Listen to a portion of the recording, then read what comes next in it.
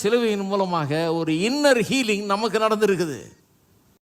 இதுவரை நான் பாவி, நான் தகுதியற்றவன், கடவுள் சமூகத்தில் வர முடியாதவன் இருந்த அந்த எண்ணம் நீங்கி, என்னுடைய தாழ்வு மனப்பான்மையெல்லாம் நீங்கி, தேவனுடைய அன்பு எனக்கு இல்லை, தேவனுக்கு பாயங்கனாய் நான் இருக்கிறேன் என்கிற அந்த நிலைமை மாறி, என்னை தேவன் நேசிக்கிறார் என்கிற ஒரு நிலைமை இன்றைக்கு உருவாகிவிட்டது. இந்த அவர் முந்தி நம்மை அன்பு கூர்ந்தார் என்று சொல்லி இருக்குது பாருங்க, அது நடந்து விட்டது. இப்பொழுது அவருடைய அன்பு உங்களுக்கும் எனக்கும் இப்பொழுது தாராளமாய் கிடைத்திருக்கிறது. இந்த அன்பு நமக்கு கிடைச்ச உடனே நமக்குள்ளே இருக்கிற அந்த அன்பு தூண்டப்பட்டு எழுப்பப்பட்டிருக்கிறது. நாம் இப்பொழுது அன்பு கூற முடிகிறது. நாம் இப்போ தாராளமாக அன்பை வழங்க முடிகிறது மற்றவர்களுக்கு. ஏன்? முன்ன நமக்கே ஒரு இன்செக்யூரிட்டி, அந்த இன்செக்யூரிட்டி நிமித்தமாக தான் அன்பு கூற முடியாதவர்களாக இருந்தோம். ஏனென்றால் நமக்குள்ளே ஒரு கோளாறு. பாருங்க, ஒரு உதாரணத்துக்கு சொல்கிறேன்.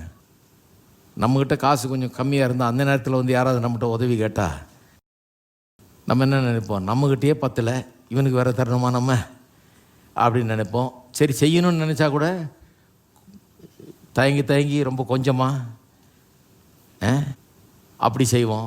ஏன்னா நமக்கே பத்தாது, பார்த்து ரொம்ப கொடுத்துட்டா அப்புறம் நமக்கு நாளைக்கு இருக்காதுங்கிற ஒரு எண்ணத்தை மனசில் வச்சுக்கிட்டே செய்வோம். கொடுக்கவே மனசு வராது, கொடுக்க முடியாது. நமக்கு நிறைய கொட்டி கிடக்குதுன்னு வைங்க, இன்னொருத்த கேட்கும்போது அது ரொம்ப சின்ன உதவி மாதிரி தெரியுது. நம்மக்கிட்ட இருக்கிறதுக்கும் அவன் கேட்குறதுக்கும் சம்மந்தம் இல்லாமல் இருக்குது. அது ரொம்ப சின்ன உதவி, தாராளமாக செஞ்சுட்டு போகலாம் அப்படின்னு இருக்குன்னு வைங்க. அப்போ என்ன பண்ணுவோம்? தாராளமாக எடுத்து சந்தோஷமாக நம்ம கொடுக்க முடியும். இப்போ இயேசுடைய அன்பை பெற்ற உடனே அப்படி தான் ஆயிடுச்சு பாருங்கள். முதல்ல நாம் அன்பை பெறலை, நமக்கே அன்பை பெறாமல் இருந்தோம். அப்போ அன்பு கூற முடியாதவர்களாக இருந்தோம். இப்போ அன்பை பெற்றிருக்கிறோம். அன்பை பெற்றிருக்கிறதுனால அன்பை வழங்க முடிகிறது, அன்பை காட்ட முடிகிறது. இப்போ நாம் அன்பை பெற்றிருக்கிறோம், அனுபவிச்சிருக்கிறோம், ருசி பார்த்துருக்கிறோம்.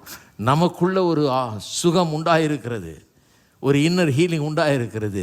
அது நம்ம வாழ வைக்கிறது. அது நல்ல திருமண வாழ்க்கையை கொடுக்கிறது, நல்ல குடும்ப வாழ்க்கையை கொடுக்கிறது, சந்தோஷத்தை கொடுக்கிறது. நம்ம குடும்பங்களில் ஒரு நல்ல நிலை உருவாக உதவுகிறது. ஏன்னு சொன்னால் அவருடைய அன்பை பெற்ற நாம் அன்பை கொடுக்கறதில்ல ஒன்றும் பிரச்சனையே கிடையாது. ஏராளமான அன்பை பெற்றிருக்கிறோம். ஆகவே அன்பை நாம் இப்பொழுது கொடுக்க முடிகிறது.